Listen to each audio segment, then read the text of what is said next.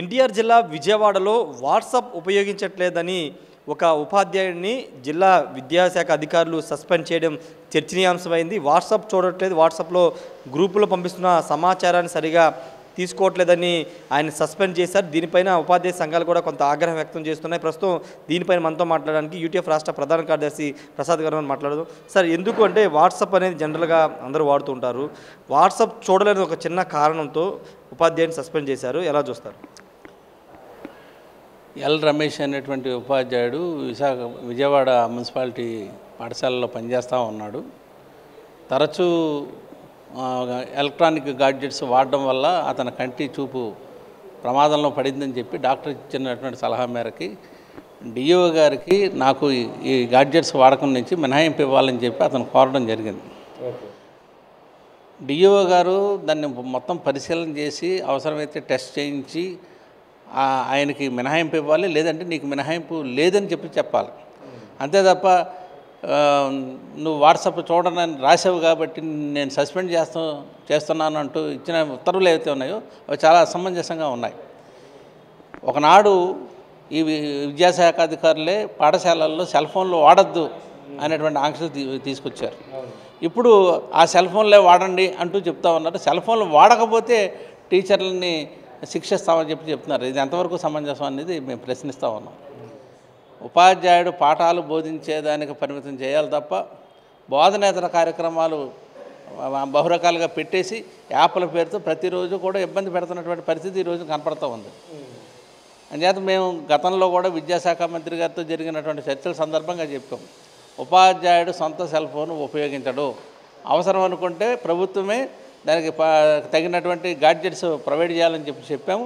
ప్రభుత్వానికి ఖర్చు ఎక్కువైపోతుందని చెప్పేసి ఈ రకంగా ప్రభుత్వమే సెల్ ఫోన్లు తీసుకురామని చెప్తా ఉంది.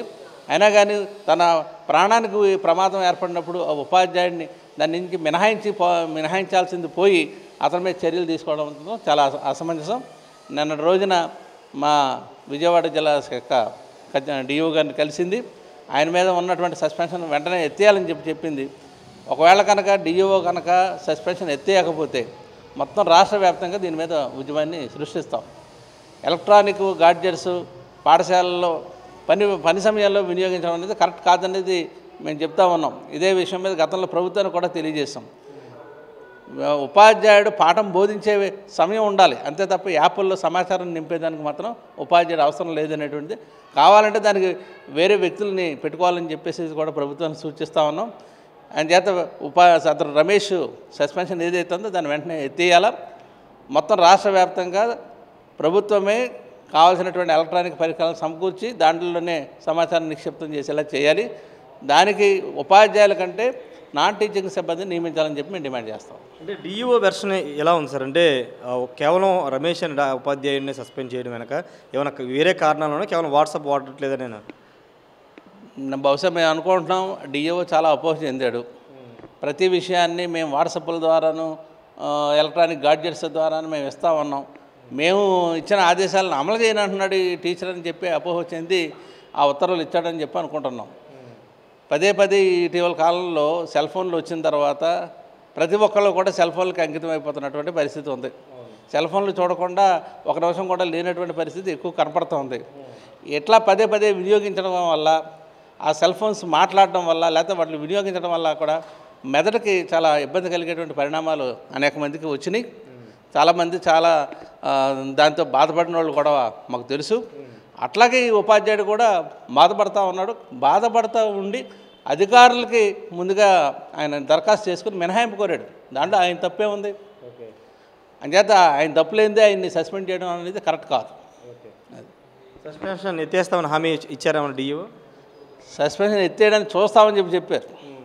కానీ మేము డిమాండ్ చేస్తుందంటే సస్పెన్షన్ తప్పనిసరిగా ఎత్తేయాలి. నీకు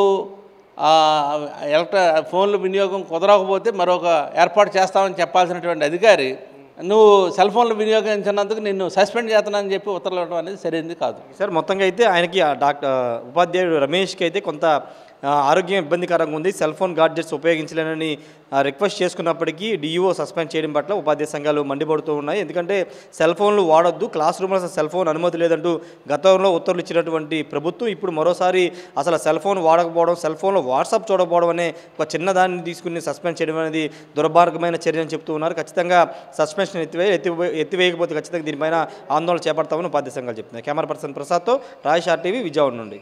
మరిన్ని వీడియోస్ కోసం ఛానల్ ని సబ్స్క్రైబ్ చేయండి, లేటెస్ట్ అప్డేట్స్ కోసం వాట్సాప్ ఛానల్ ని ఫాలో చేయండి అండ్ లింక్ డిస్క్రిప్షన్ లో ఉంది.